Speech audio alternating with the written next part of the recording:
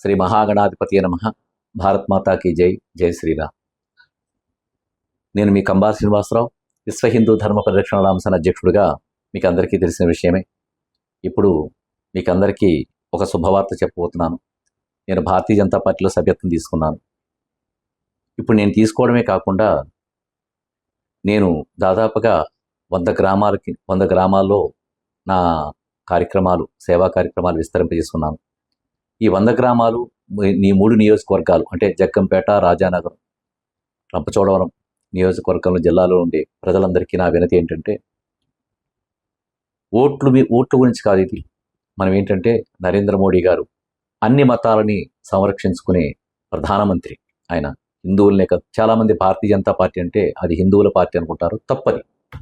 ఆయన తలుచుకుంటే ఒక చర్చ్ కూడా కట్టినవాడు, ఆయన తెలుసుకుంటే ఒక మసీదు కూడా కట్టిన పరిస్థితి ఆయనకు ఉంది. అంత శక్తివంతుడు. కానీ ఆయన అన్ని మతాలని గౌరవిస్తూ, హిందూ ధర్మాన్ని, క్రైస్తవాన్ని, ఇస్లాంని కూడా గౌరవిస్తూ, అందరికీ అవకాశం ఇస్తూ, అన్ని మతాల ప్రజలు కూడా సంతోషంగా ఉండే ఈ భారతదేశంలో ఆయనకు సపోర్ట్గా ఉండడం కోసం భారతీయ జనతా పార్టీలో నా పేరు మీదుగా, అంటే నా రెఫరెన్స్ ద్వారా, నా లింక్ ద్వారా 3 నియోజకవర్గాల ప్రజలకి వినతి చేస్తున్నాను.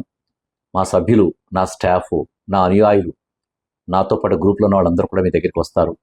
ఒక్కొక్కరుగా భారతీయ జనతా పార్టీలో మీరు సభ్యత్వం నమోదు చేసుకుని మనం అందరం ఒకే గొంతుతో నరేంద్ర మోడీ గారికి మన గళం వినిపించాలి.